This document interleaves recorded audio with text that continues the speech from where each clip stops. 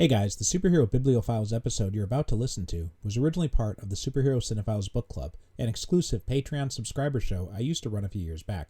So if you're confused by out-of-date references or comments about the Patreon show, that's why. Now, enjoy the episode.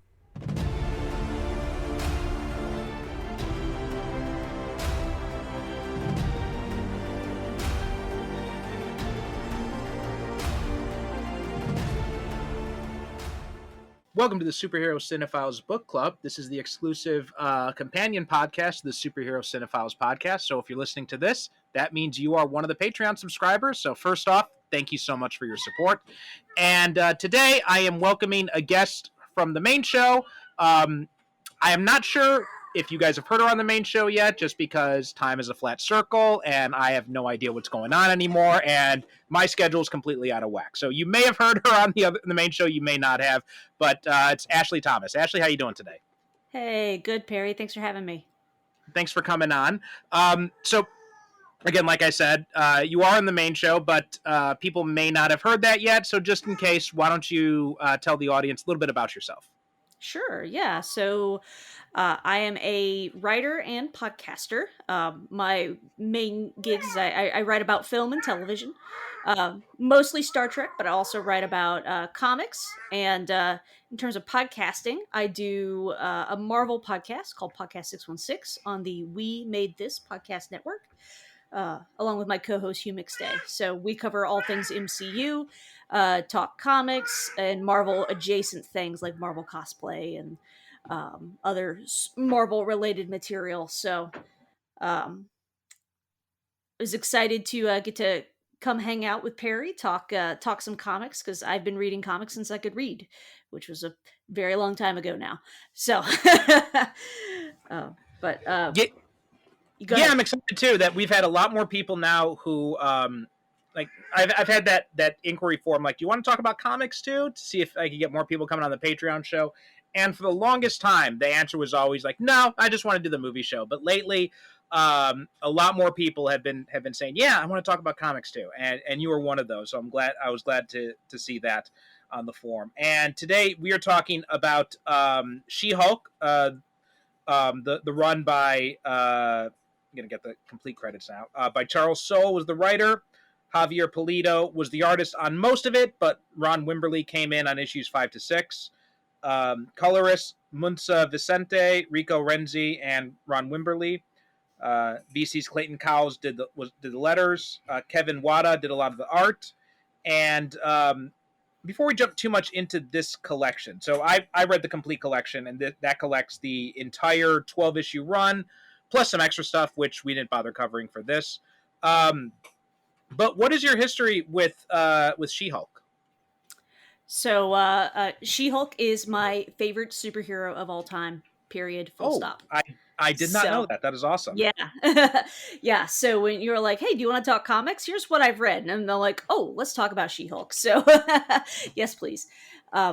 So my introduction to She-Hulk came when I was not long after I started reading comics. So I was maybe 6, maybe 7 years old at the oldest. But I had gotten one of those 3 for $1 comic bags that I would see on the grocery store shelf. And in one of those bags was Marvel Superheroes Secret Wars #2. So I didn't even I'd never read an issue #1. Didn't actually acquire issue #1 until I was an adult. But I read and reread issue #2. I was so fascinated by all these different heroes that were on this other planet, and they were going to fight each other. But one of those heroes was She-Hulk. That was my introduction to her. And so I've always kind of had her in the back of my mind. And then when I was an undergrad, because I went to a fancy liberal arts school, mostly because my mother worked there and I could go for free because she worked there.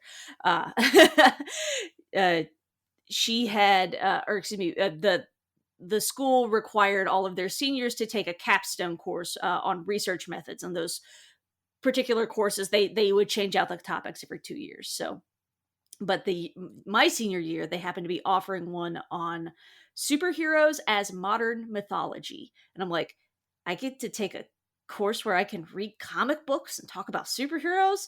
that sounds amazing. I love that. And it was taught by my, I was a lit major. My favorite lit professor taught it. So, I was hyped to take a class with him again and get to talk comics, read, a lot of different stuff. So anyway, for my first, or excuse me, or for my final paper, for my final paper and presentation in that course, I did a presentation on She-Hulk and how, well, one of the topics of discussion in the class was, a lot of female superheroes in comic history have always been kind of derivative from like a male superhero. So like, She-Hulk, obviously you have, she's, girl version of Hulk. So while She-Hulk was yes, she is derived from a male character. One of the things that I thought was really interesting about her, the more I read about her and the more She-Hulk comics I would, go pick up, on the fly, just, whether, regardless of which series it was, she functioned completely independently from Hulk. He was hardly even in any of her books. So Mm-hmm. I thought that was unusual and interesting. So I ended up choosing her for my, my final paper and presentation. And at that point, I read the full run of Savage She-Hulk, which was the first She-Hulk series, and I because at the time Marvel had just started releasing their Marvel Essentials collection, so they would do like black and white prints of like complete runs. So I I was able remember to, those. Yeah. yeah. So I was able to easily uh, read all of that particular run. So that was interesting to kind of see what that first iteration of She-Hulk looked like. And then I went and picked up some issues of Sensational She-Hulk, which I was the She-Hulk I was a little more familiar with. And I It was the when John I Byrne run, right? yes, so he was the initial writer on that, and then he left for a little while and then came back towards the Okay. end of the run. But that series is that's my favorite iteration of She-Hulk. I love her humor. I love her comedy. I love that she just wants to have a normal life, and all of these aliens and critters and everything else just comes at her, and she's like, oh man, this again. It's she's gotta go take care of business. So anyway, I really loved that. I loved how meta it was. I loved the breaking of the fourth wall, which people either love or hate, and I love it. I think it's wonderful. It's a good time, and so this in the past 2 years or so, as soon as they announced that they were going to do a She-Hulk show, number one, they announced they were going to do a She-Hulk show, and I lost my marbles. Could not believe I was finally getting like live action She-Hulk in something, and so I had collected most of the Sensational She-Hulk run, but I was still missing. Once I had went through all of my issues and stuff like that. That's a 60 issue run. I had collected 32 of the 60 issues. I'm like, okay, all right. I'm gonna get the rest of these before other people figure out She-Hulk is cool, because at that point it was still a fairly inexpensive collection if you want to get individual issues. Most of them aren't super pricey. So anyway, so I spent like the next year finding them, and then my White Whale issue I did finally get, and I got it for reasonable price, but it's more money than I've ever paid for a comic book ever. Was the there's kind of an infamous issue where she and if you've not read Sensational She-Hulk, what you got to know about the covers is the cover very seldom has anything to do with what is actually inside the book. But kind of the most infamous cover was one where she spoofed Demi Moore, who did a nude photo shoot while she was pregnant. So it was basically She-Hulk posing with a green beach ball. In the same way that Demi Moore was photographed for that for I guess it was for Playboy, or maybe it was the Sports Illustrated swimsuit issue. I don't know. Anyway, there were, it was semi controversial at the time. So anyway, She-Hulk spoofed that, and because she did that book is harder to find. It was very popular. It's a little more in demand. So anyway, that was my White Whale. Finally got it. I have the full run, and then um, spent some time reading the graphic novel collections just because the Dan Slott and Peter David run from the mid aughts. I had some of that. It's a little, at least for me, I've had a hard time tracking a lot of it down, but I have read the full run of that now, and I'm reading the current iteration by Rainbow Roel, and Jim Bartell is doing the art, and then Rico Renzi, who did some of the colors for this book. He's doing the colors for the current book, and having a good time with that too. And that one's doing some interesting stuff that is kind of like a meet in the middle of this Charles Soule or Soule run. I think it's Soule, but again, don't quote me on that. Yeah, but it's kind of a meet in the middle between sensational and this run, because it's more law focused, and that was one of the things that I thought was interesting about this particular run that we're going to talk about today, is that this is very law heavy. Still got some humor in it, but it's definitely more like, hey, we're writing a lawyer book. We're not writing a total superhero funny book. Whereas my favorite iterations of She-Hulk is when she's goofing around and being silly. Mhm. So, but yeah, the Yeah, current run's a little more meat in the middle on that. That was something I really liked about this run, is the law focus stuff. Now, my history with She-Hulk, it's not as expansive as yours. I can't even recall how I first became introduced to her. Probably like most Marvel characters, it was probably like, she was one of the characters in the trading card set I had in the early 90s that my brother had a complete set of. So I think that's where I got it from. That's where I first got introduced to her. And then she was on the second season of the Incredible Hulk animated series. And Yes. so, and I remember watching that and really enjoying her in that.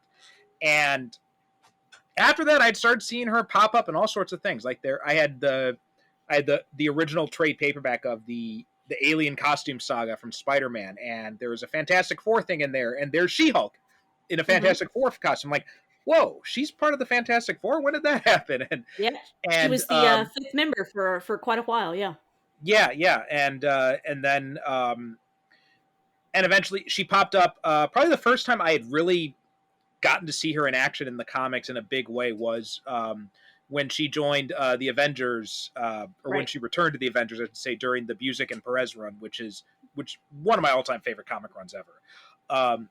And to your point that you had mentioned, I think that's one of the interesting things about She-Hulk is you look at most of the female analogs of the male heroes, like Supergirl or the original Batwoman or and so on and so forth. And mostly there's not a whole lot differentiating them from the male heroes, other than the fact that they're a different gender. They don't.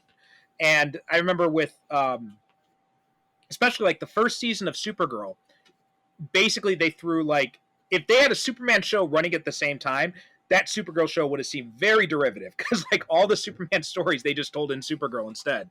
They even gave her like all of Superman's rogues gallery, even stuff like Red Sun. They did it with like Red Daughter and stuff like that. So they're trying to find versions of Superman stories to tell with Supergirl instead of using stories that were more Supergirl centric a little bit. And She-Hulk is, I mean, I guess you could also say Spider-Woman, but even though she has that name, she's not really a derivative of Spider-Man. But She-Hulk was definitely a very unique hero, and I think she was probably, you may know more than me, you might be able to correct me on this, but at least from my memory, I believe she was probably the first superheroine who was this analog of a popular male hero, but she was also a completely different hero. Like the fact that she's related to Bruce Banner and she's gotten gamma powers from him and has similar powers to him. That's where the similarities end, pretty much. Other than that, if you took that aspect of her, if you gave her superhuman strength through some other means, you would not have to change anything else about these stories. Now, do you know why She-Hulk was created in the first place? I have heard this story, but I am drawing a blank. Okay.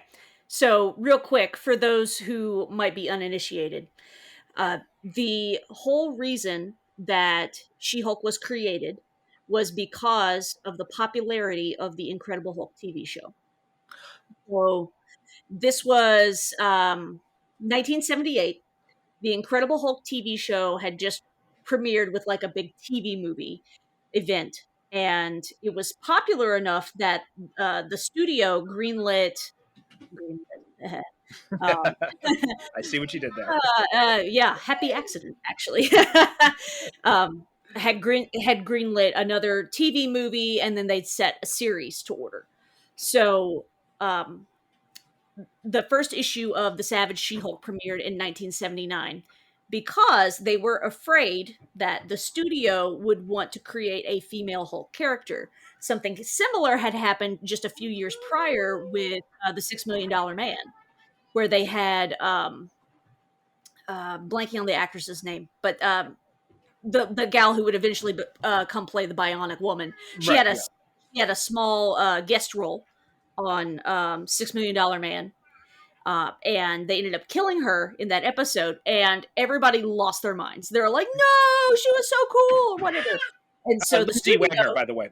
Lindsay Wagner, thank you. I could not think of her name.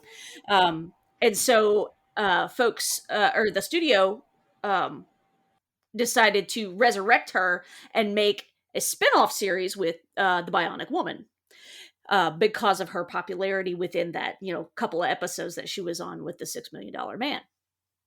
And so Marvel saw that happen and was all like, if they create a female Hulk character, we're not going to have the rights to her. So we got to get out in front of this. And so that Stanley sat down and he's like, all right, so we're going to make a She-Hulk. And here we go. And thus we have She-Hulk. So you had that original run ran from 79 to 81. So, right at 2 years. I think there were 25 issues. But She-Hulk became like an instant sensation, if you will, and then was in like the John Byrne run of Fantastic Four for a while. She kept popping up in other series and teams and things like that, and then was popular enough to get her own book in 87, I believe, is when the Sensational She-Hulk premiered. So, but She-Hulk actually is the female superhero with the longest running solo title. So that's a pretty big deal. And historically, she's always been popular with both male and female readers. So, Wait, longer than Wonder Woman? uh, uh, to my knowledge, it might be Oh. just within Marvel, but Oh, okay, okay. I'm a Google it now. Who is the longest running? Anyway, we can keep talking while I Google this. Yeah, while you're looking that up. So yeah, I had yeah, and that was one of the things I loved about the TV show when they did it, because they really leaned in close. Like I've actually haven't read a whole lot of She-Hulk solo series outside of this series. I've read this one. I read like a few issues here and there. I think of the Peter David one. I think the one she had crossed over with X Factor. I'd read some of those, but I have not read the original Byrne run. I haven't read the whole David and Slott run, and I haven't read any of the new stuff, although I hear it's really good. So this was really my first exposure to her in a solo setting, and and like I'm a sucker for legal stuff. I was a mock trial nerd in high school, and I went back and coached it, and when I was in university afterwards. So and I liked Ally McBeal even for at least some part of the run. I was watching it regularly, and so I thought when that's what I really liked about this series, is the fact that it leaned in really heavily to the legal stuff. In fact, I believe Soule himself used to work in the legal. Yeah, he is an attorney himself, so I think he really brought a lot of that knowledge into his work with this. And I thought that was a really cool touch as well. Yeah. I didn't realize that. I read this series for the first time last year, but I didn't realize that he had a history in legal until I was rereading it for this this conversation tonight. Yeah, and I think the fact that he practiced corporate law, I think is tells a lot, because like they're not the typical kind of cases you think of. These he didn't focus on like murder cases or anything like that, which is usually the kind of stuff you'd see in like a legal comic book. But Mm-hmm. here they're focusing on stuff like, immigration, asylum claims. They're focusing on there's a battle with Stark in the beginning, a legal battle with Stark, I should say. And then in the last issues, then we get into this whole thing with Captain America, and that's a little bit more like your standard legal fare type stuff. But Mm-hmm. I thought it was a really fun way to weave in all these wacky parts of She-Hulk's life, the fact that she is a superhero, but to still weave in all this really pretty cool legal drama stuff as well, and kind of show you a little bit, give you a sense of what being a lawyer is actually like. Yeah, yeah. I thought that was interesting. Now, full disclosure, this is might be my least favorite run of She-Hulk, and it's mostly because the thing I love about She-Hulk is her humor, and while you get some of that in this, there's not really any fourth wall breaking, which is a bummer to Right. me. But I did like that. We got to team up with Daredevil, and I did like the case with Cap. I thought that was really interesting. Just the way all of that worked out. So, Yeah, absolutely. okay. Sorry, go ahead. No. To clarify, She-Hulk is the longest running Marvel female superhero. Okay, that makes sense Yeah, then. yeah. And right from the start, it starts off right with a bang. Right, I love this Mm-hmm. opening where she's going into he's going into her law firm for the review, and she's expecting a big bonus because of all these hours she's billed, and they're just like, no, we're not giving you a bonus because we expected you to use your connections in the superhero industry. And then she just kind of like reads them the fucking riot act, and just, I love when she touches the table, just enough pressure, and breaks the whole fucking thing in two. I love that. Yeah, yeah. That's my girl. And I love the scene too with when she meets Legal at Stark. Just everything with the whole Stark stuff is hilarious. Like, she Right. walks in first, and it's these like AI receptionists, and at first they're all friendly. Oh yes, you're on Mr. Stark's approved list of visitors. And as soon as she mentions something about Legal, then they start getting very serious, and and then she Mm-hmm. goes up to Legal, and it's just this. It's hilarious what happens when they do it. This guy is like every stereotypical asshole corporate attorney you've ever seen. Oh yeah. Oh yeah. Yeah. That was and Tony even says maybe I should think about automating less. Mm-hmm. She's like, yeah, you think. But I love that because it makes sense that someone like Stark would not, have the time to deal with all this stuff. Obviously, he would have other people taking care of this shit for him. Right, of course. What were some things that really jumped out at you going back and rereading it? I know you mentioned the humor thing. Yeah, she herself is not very funny in it. It's just it's a lot more situational comedy than anything else. It's just, right. She tends to be the straight man in a lot of these wacky situations that come her way. Oh, for sure, for sure. Reading back through it, I'm like, there are so many things that just really resonate with me. Like, this is why She-Hulk's my favorite. I love that first case that we were just talking about. She is, she's doing this case pro bono because she feels like it's the right thing to do. I admire that in her character, that she cares more about doing the right thing than making a buck. Mm-hmm.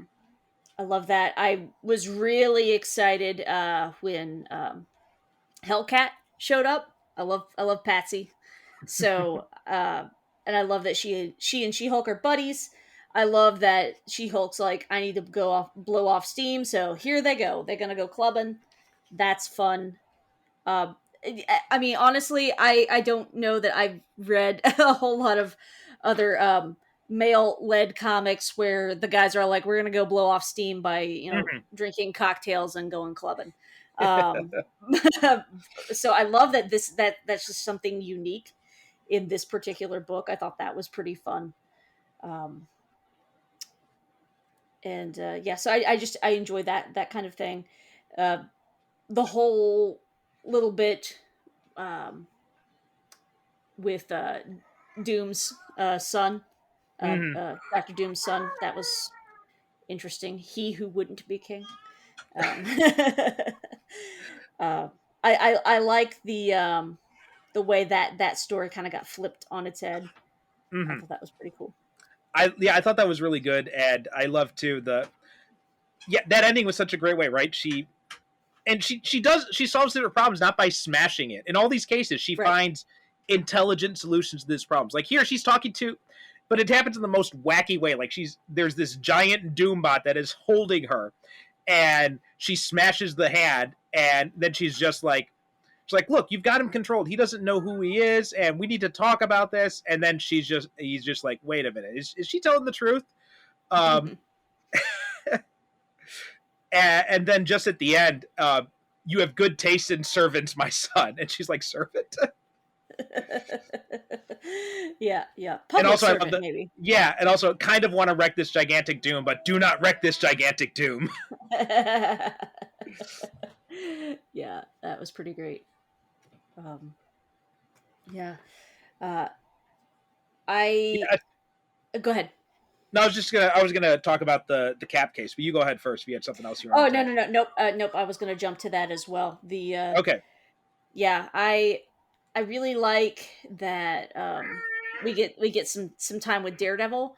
Um, for those who may not be in the know, this is kind of picking up Mark Waid's run of Daredevil, where it finished in it was the 2010 run. I don't remember exactly where it finished because I read it all in graphic novel form a few years Mhm. ago.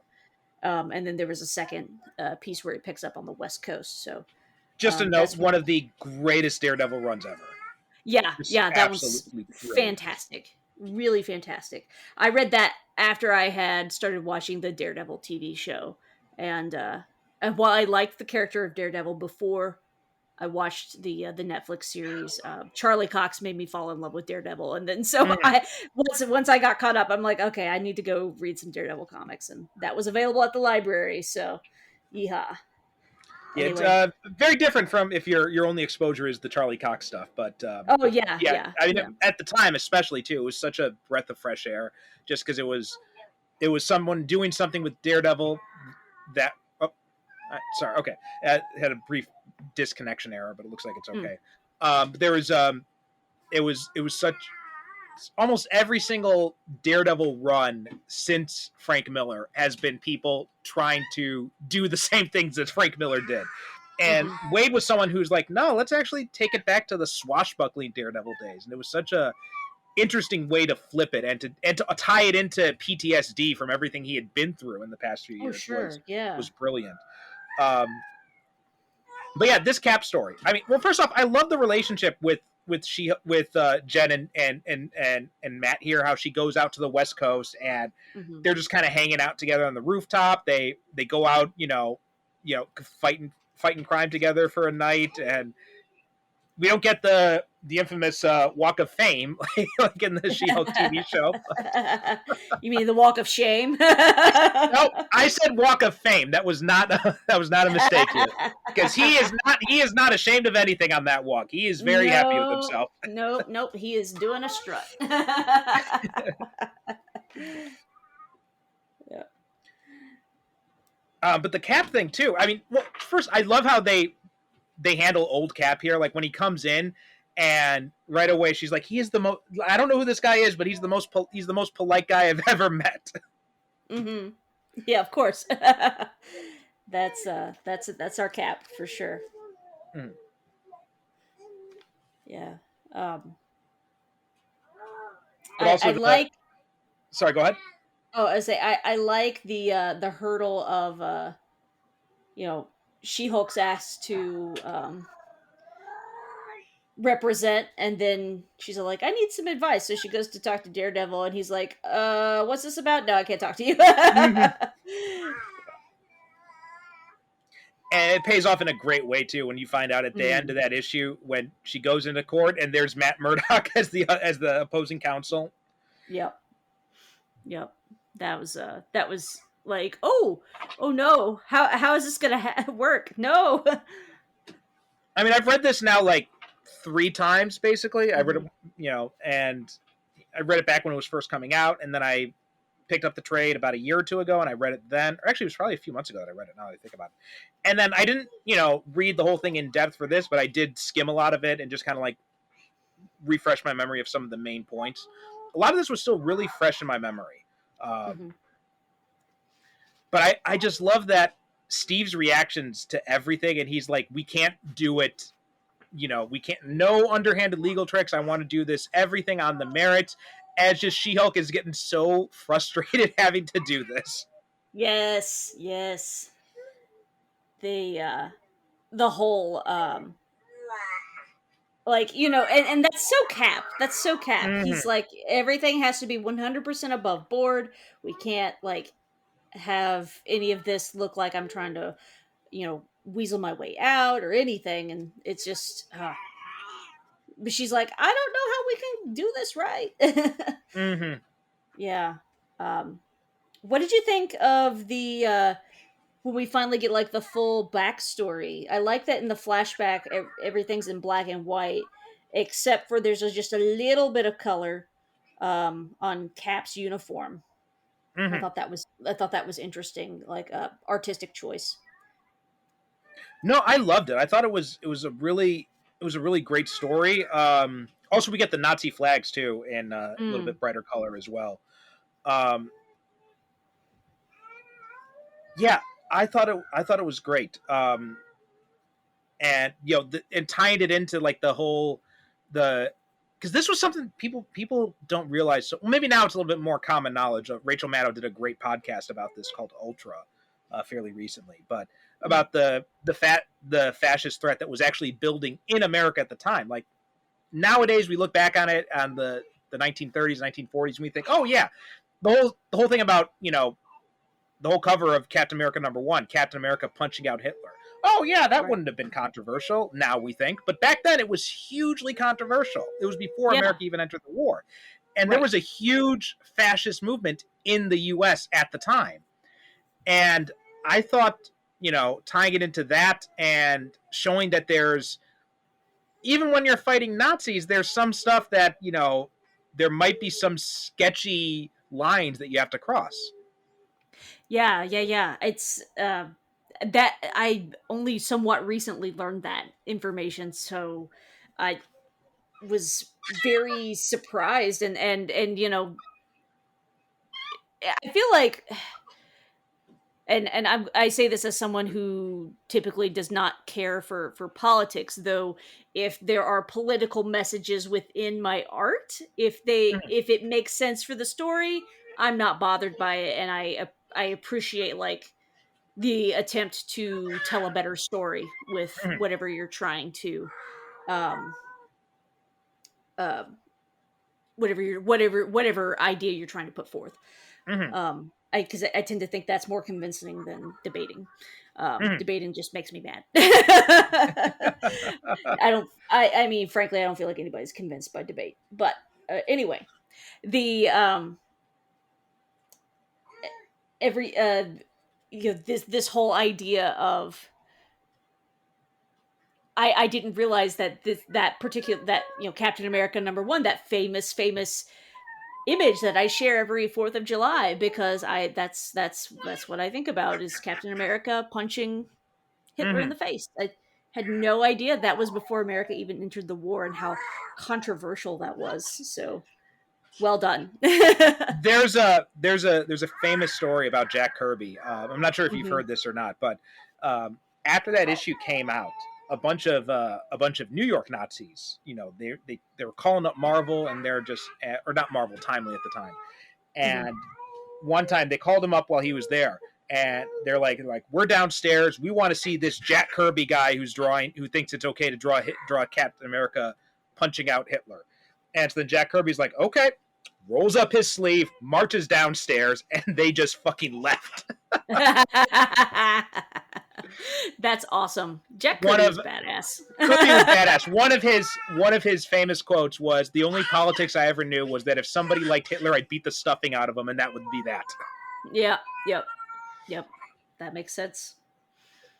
But also too, like the fact that he hires Matt. He tells Matt about this because Matt is on Cap's side, right? He goes in there and he's like, "Look, they talk. This is what the family told me. I told them where to stick it, and I just want to let you know what's coming." And instead, Cap says, "No, you got to take this case." And he has this whole explanation why. He says, "Someone wanted to tarnish my legacy. They knew I'm getting close to the end and ginned up this whole lawsuit situation to do that. Once he went public with the lawsuit, it was too late. Sending some of my friends to beat him up wouldn't have done a thing. It would have made it worse. People would have assumed I was guilty. I needed to win in court." And he says to Matt, "I needed you to go all the way, Matt. No holding back. I don't want anyone to say that the lawyer on the other side took it easy. And let's face it, you've always been a little bit dark. If anyone could get their head around the idea that maybe I was guilty, I figured it was you." And then I love this part. Matt says, "And you picked Jen to represent you?" And then Steve says, "Well, sure. I didn't want to lose." Absolutely, absolutely. I love that.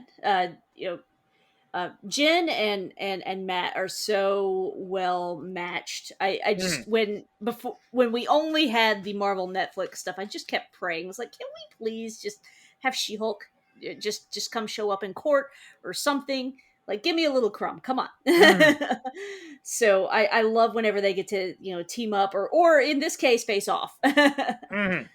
I thought that was really good. And then, I'm looking in the, let's see which issue this is, because I'm looking at a graphic novel. One of the debates, this is issue 10. So it's them like, they're not in court per se. They're in like I don't watch legal things and yeah. So what did it with the sorry, words are hard. In deposition, maybe? Deposition, thank you. I could not think of that word. And so when each of the lawyers are giving their statements, you have like this one full page of Matt standing there giving a speech. Oh wait, no, that is the speech. That is in court. Yeah. That isn't their closing statements. I gotcha. Okay. So we're in doing closing statements. Matt is he's standing up. He's giving his talk, and the whole page is just like top to bottom. Matt just standing there, and some dialogue bubbles, and then the next page it's Jen, but it's the same thing. Top to bottom. That's the whole page. I love how that makes you feel when you read it. Like you feel like you are getting like that bird's eye view in the courtroom. I thought it was phenomenal. Really, really enjoyed that. I'm not the biggest fan of like the art style for this series, just to be honest. I don't know. Everybody's heads look like really like square to me, and and that's fine. It's the art style. I'm not gonna like toss the book across the room or whatever. But it's I thought like the way they drew that it made the comic feel different for me. It kind of it helped make it more immersive. I wasn't just looking at panels, See, the art is actually one of my favorite things about this. Like I wouldn't, if you asked me, should Javier Pulido draw like X-Men or Avengers or something like that, I would say absolutely not. I don't think his style suits that. But for something like this, where the focus is on the legal drama and these kind of wacky situations, I think his art is really well suited for this. And I just love the way he lays out pages. Like his, and I say this as someone who's got some experience doing comics and as an artist myself, like looking at some of these page layouts, it's just it's beautiful the way he's able to design and structure these pages.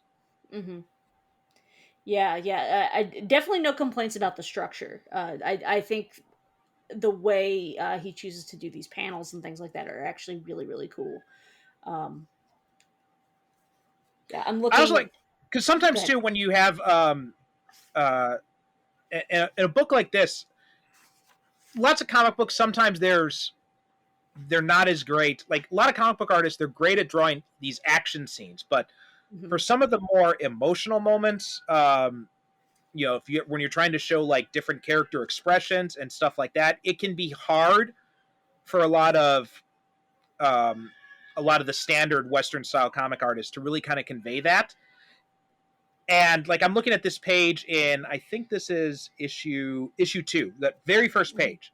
Like the look on Jen's face, where she looks completely nervous and worried about the situation that she's in. Like Pulido does such a great job of capturing that emotion. Mm-hmm. And yeah, that's a good one. And it's just like constant with these. Like he uses so much emotion in these panels and on these close-ups. And I think that's what really, because I think you need that in a book like this. I think if you had someone who was much more action-oriented type of art style, like who's a good example? Like Ed Bennis or someone like that, someone who's known for drawing these action scenes and these beautiful women and all that. I don't think these stories would read the same with a style like that. But I think with this style, it really works because you need to have these unconventional page layouts and have someone who can really kind of capture these different emotions that these characters have in their faces. Oh, for sure. Yeah, with this particular kind of story that's being told, you need someone who can do like the not action as well as the action. So I think that is pretty cool. That is pretty cool. Definitely no complaints about like the page layouts or anything like that. Like all the panel design I think works really well. I'm just not as big of a fan of the art style. It's good, don't get me wrong, it's good. It's just I don't know. If when I think of square heads, I think of Batman, and this looks like I don't know if he's ever drawn Batman, but um I don't think he has. Oh, I could be maybe wrong he though, should. but Maybe he he should.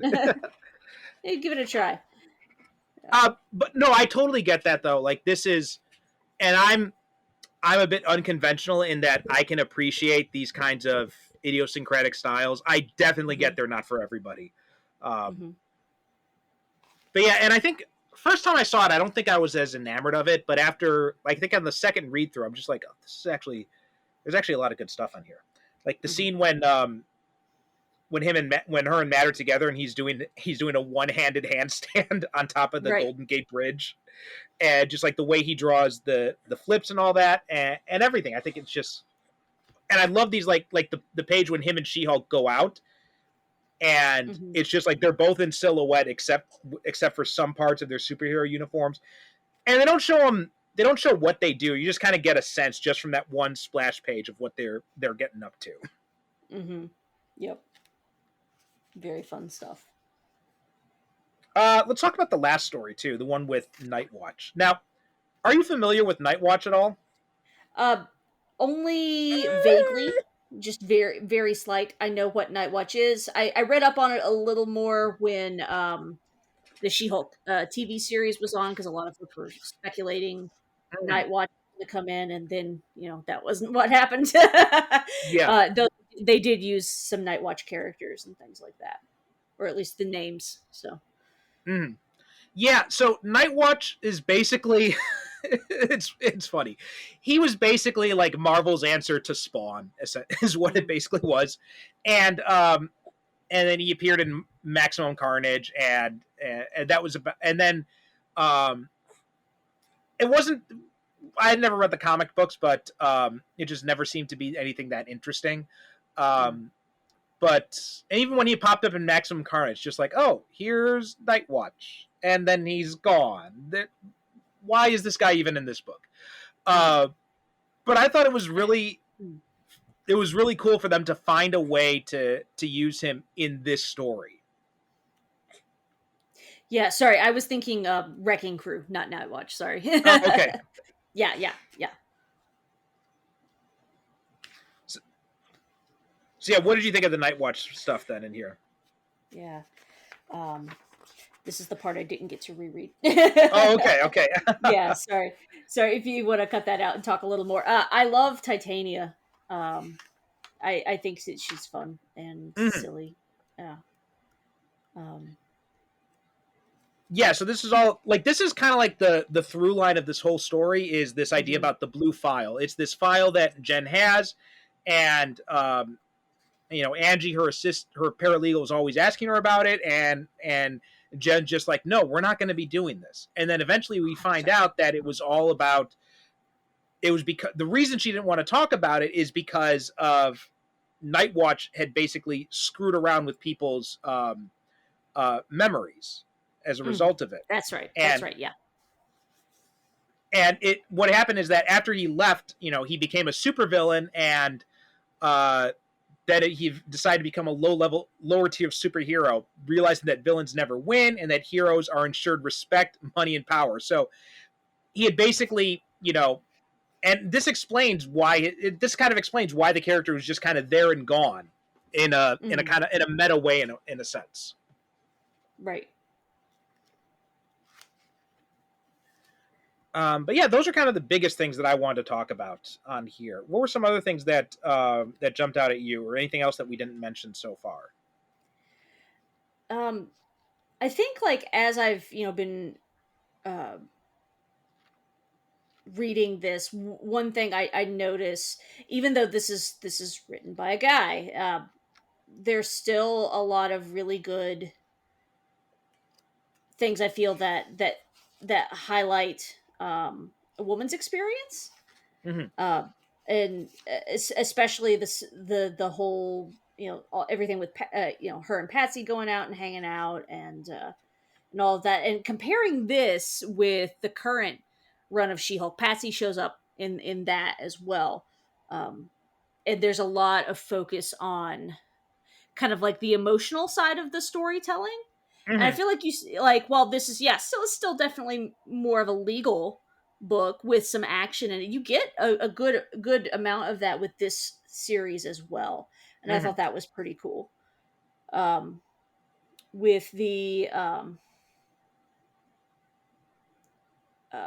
whole Night Watch thing, bringing in all these different heroes. I always enjoy stuff like that where you get to interact with a lot of different characters.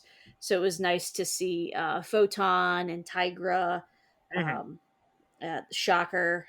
So I love that there's a little bit of crossover with all of these different characters, and especially a lot of these are characters that we're seeing now pop up in different MCU movies and shows and things like that. So I think that is that's really interesting that this was 2014, 2015 when this originally ran, Mm-hmm. and none of these things had even really been announced yet or thought of necessarily, or maybe they were thought of and obviously we just didn't know. But Yeah. um Yeah. having like this comic precedent and keeping them kind of fresh in people's minds, I think is really interesting. So that was something else. So you've read a lot more She-Hulk comics than I have. Yeah. So when I was watching the TV show, one of the things that struck me about it was this has got a lot of the same feel as the Soule and Pulido run. Um, Hmm. had a lot of the same type of ideas, like trying to find these real legal situations and putting kind of a superhero spin on it. Um, how about you? What did you think about how She-Hulk the TV show mined the different comics for their storytelling? Do you think it's pulling exclusively from like any one run, or do you think it is more kind of a like it's kind of focusing? It's more of like a, what's the word I'm looking for? Like maybe more of a collective exploration of all of them. I think the biggest inspiration for the series, the TV series, is definitely the Dan Slott Peter David run from Okay. the mid 2000s. That's definitely a big source thing, because that's where you get Mallory Book. That's where you get Pug. Those folks, those all come in that particular run. Or at, if it's not where they were introduced, they do play a big part in that Mm-hmm. run. So that I think is really important.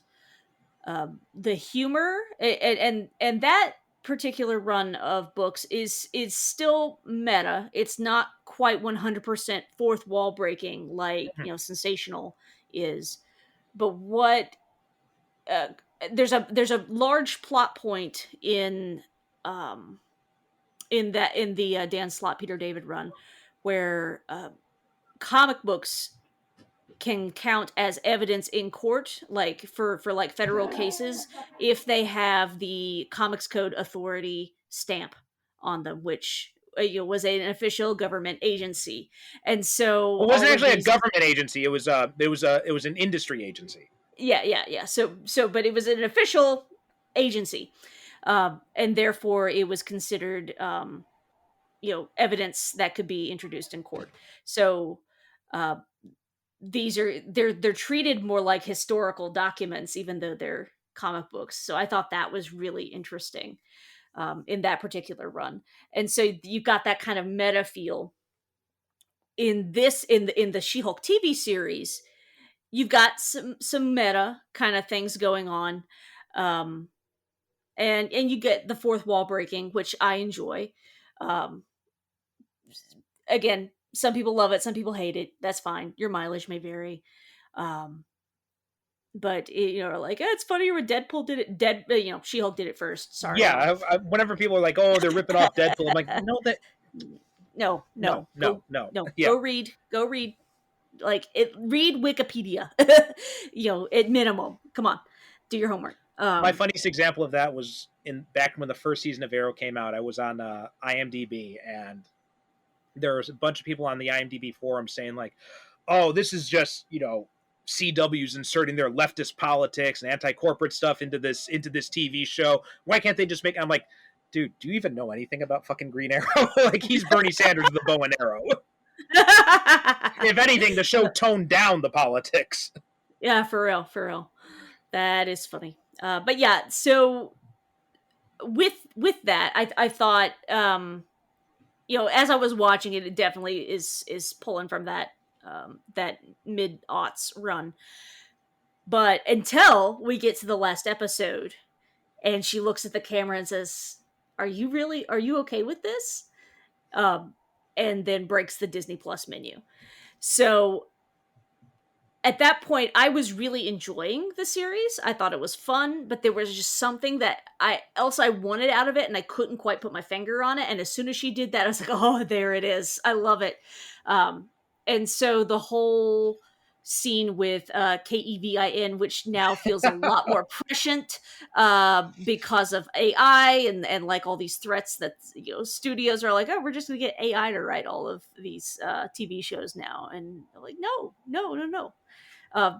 She-Hulk predicted that, apparently. Follow the algorithms. But she asks all these really meta questions about why do we always have to do XYZ in all of these different shows and movies? When are we going to see the X-Men? All of these things, and I was like, oh, that's perfect, because I mean there are so many sensational She-Hulk books where she's chewing out John Byrne. It's usually John Byrne, Yeah. or sometimes it's other artists or whatever, but it's usually like, Byrne, seriously, this is stupid. I can't believe you're making me do this.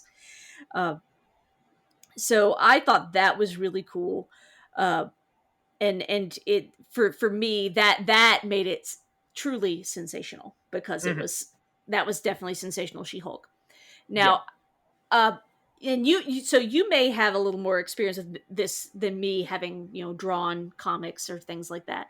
I don't know how long comics are in the pipeline before they hit the newsstand or hit the comic book shop, but in the last issue, and I'm admittedly I'm an issue or two behind right now in the current She-Hulk series. She-Hulk does break the fourth wall, and she's complaining to the writer, like, I can't believe you're doing this to me again.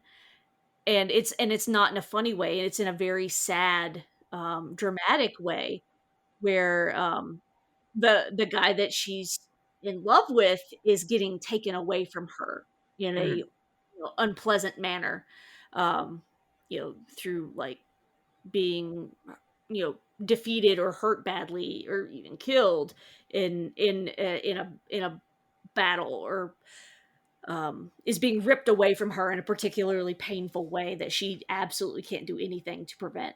Um, and she's like, I can't believe you guys can't think of anything else, like for me. Like, can't I just be happy for once? And I'm like, damn, Mhm. that hurts. But again, it's that breaking the fourth wall. It's that meta, in this case, not humor. Mhm. Um, uh, in my own podcast 616, when we were covering She-Hulk as it ran, um, one of our guests, Robert Turnbull, he made the point of saying, like, making the argument that you could argue that She-Hulk's fourth wall breaks are actually part of her superpower set. Like, Mhm. that's actually one of her superhero abilities, is to break the fourth wall in how she does it. And I'm like, huh, I never thought about it that way. But I think you might be right, especially the more She-Hulk comics I read. Mhm. Um, I think that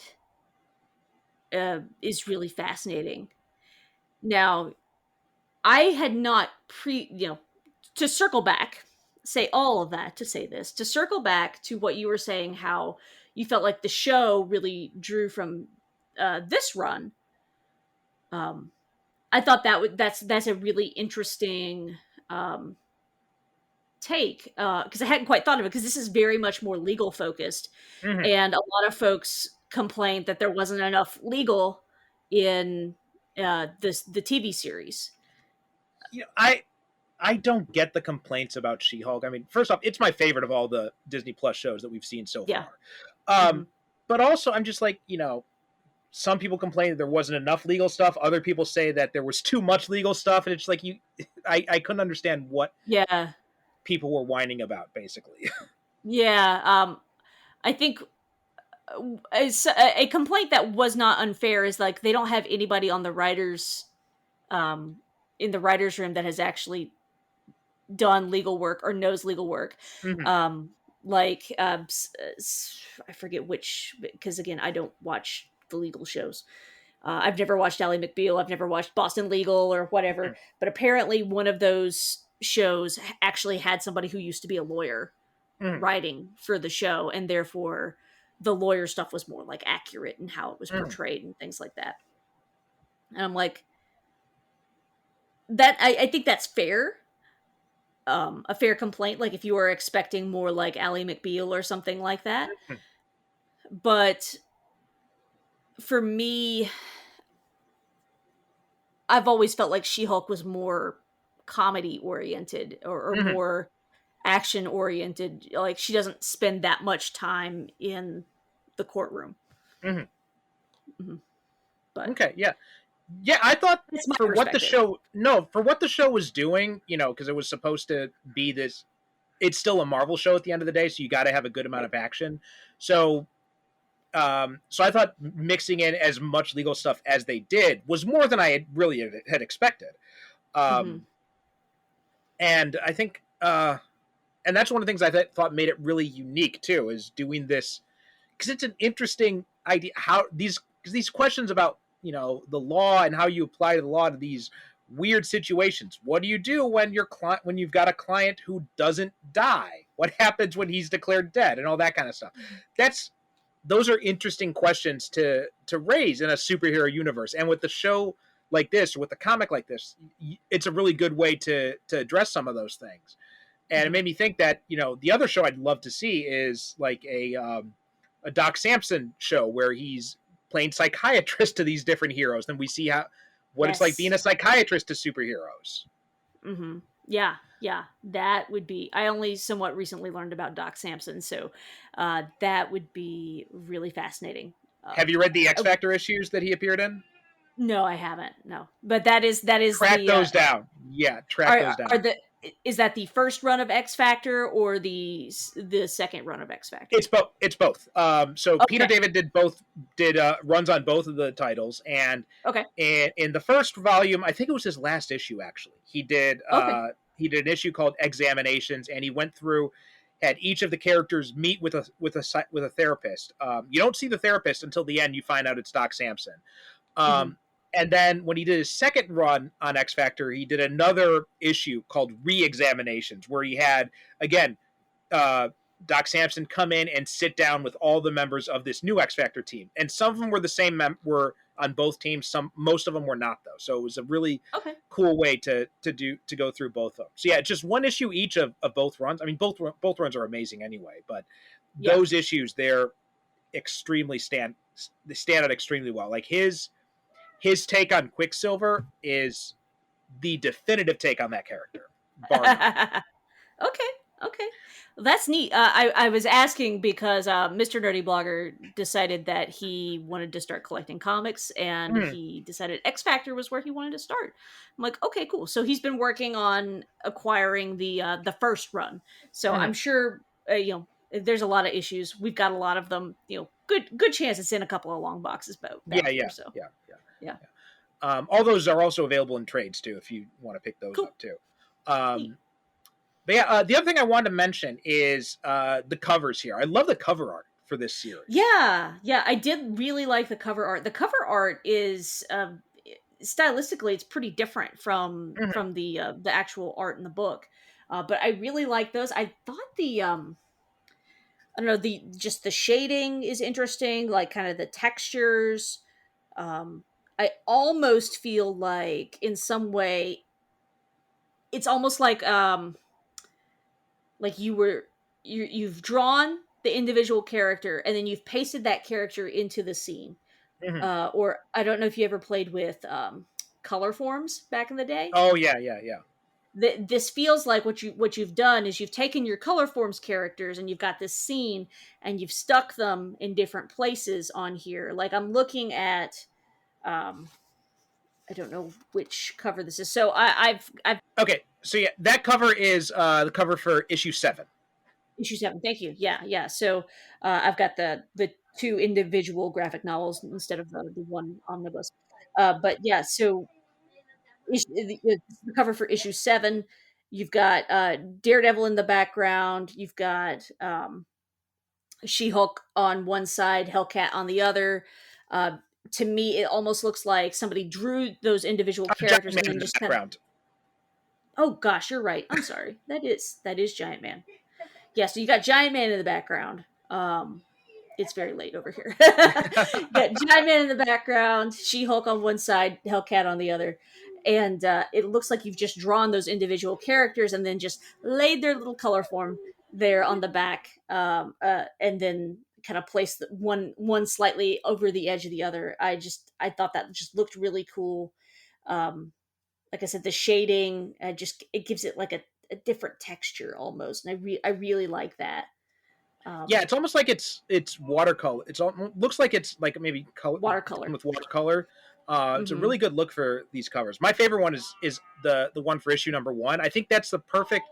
I'm not sure why they picked I mean, I think the Doom cover looks great, but I'm not sure why you'd pick that one for the complete collection, because I think the cover for number 1, where you've got the outline of the traditional She-Hulk muscle pose, but she's stepping through it in like her torn up lawyer gear.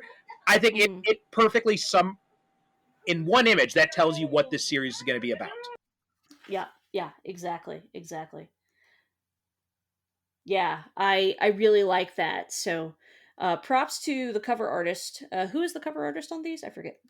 That is Kevin Wada. Kevin Wada. Props to Kevin Wada. Good job, Kevin Wada. Yeah, brilliant art style on these. Yeah. But yeah, I think that's all we got to say about Soule and Pulido's She-Hulk. Do you have any final comments you'd want to make about it? Yeah, it's a short run, and it's not too hard to track down. So if you're like me and you like to read individual issues, go for it. I'm sure you can find a lot or most of it at your local comic shop. So go check those out. If you can't find it, go to comicshoplocator.com and you will find your friendly local comic shop. It does not matter where you are on the planet. They have a comic shop in your area. I promise. Well, unless you're in Japan like me. Oh no. Okay. Well, sorry, I guess I had all digital stuff. Yeah. Most places on the planet you can find it. Yeah. But yeah, this is stuff available individually in a few different graphic novel forms, so you can get your paws on it. Check your local library as well. I have done a lot of comic reading thanks to my local public library, so Mhm. definitely a good place to catch up. If you want to learn about a character, just see what's there. You can read through a lot of different stuff and Yeah. have a good time. Yeah, and on that note too, like we'll have a link to the Amazon page for this book. So if you want to buy the digital comic, we get a little bit of a kickback anytime you buy through our affiliate link, so you can do that. It might be on Comixology Unlimited. I'm not sure. So if you've got a Comixology Unlimited subscription, you might be able to read it for free. I'm trying to check up on that right now, actually, as we're finishing up here. Um, but yeah, that's one option as well. Or you could just wait until they have another sale. Marvel does tons of sales um, Mm. through Amazon and Comixology, so it might pop up for sale in that. Let's see here. I think some of the yeah, it looks like I think the individual trades, the two trades, are both available on Comixology Unlimited. So if you've got a subscription to that, you can pick it up through your subscription for free as well. But yeah, Ashley, thanks so much for coming on. Do you want to tell people where they can find you? Yeah, sure. Uh, you can hit me up on assorted social media. You can hit me up on the tweets at the nerdy blogger, at least until Twitter implodes. You can like my Facebook page, facebook.com/the nerdy blogger. I'm on Mastodon. So the nerdy blogger at mastodon.social. You can read my blog, nerdyblogging.wordpress.com. You can also read my words on fangirlish.com, where I read about film and television, mostly Star Trek, but I did write a few pieces on She Hulk while the TV series was on, so you can go back and read those. I also gave a pretty good breakdown of that last She Hulk episode. So if you were one of the folks that were struggling with it, you might go give that a look because I do break down like some of the comics parallels and things like that. Anyway, you can also hear my words being read on the Sci-Fi 5 podcast, which is 5 minutes of science fiction history, 5 days a week. And you can also hear my voice on Podcast 616, as I mentioned, which is a Marvel podcast I co-host with my friend Hugh McStay. And you can also hear me, if you like Star Trek, on We Are Starfleet, which covers Star Trek Strange New Worlds, Star Trek Discovery, and other Star Trek related material. And both of those shows are on the We Made This podcast network. Okay, and I'm also on that network too. For my Japan on Film Yeah. podcast has now come back, and that's on there as well. But that does Ashley again. Thank you so much for coming on. It's a lot of fun. And Yeah. that does it for this episode of the Superhero Cinephiles Book Club. Again, guys, thank you so much for your support, for your donations. And just a final note, remember, anytime you buy through our affiliate links, we get a little kickback. And if you ever have any recommendations, anything you want me to cover on this show, just send me an email, superherocinephiles@gmail.com, or just go ahead and comment on the Patreon page, or you hit me up on social media. Thank you guys for listening. Thanks for your support, and I'll talk to you next time. Thank you for listening. And as always, good night, good evening. God bless.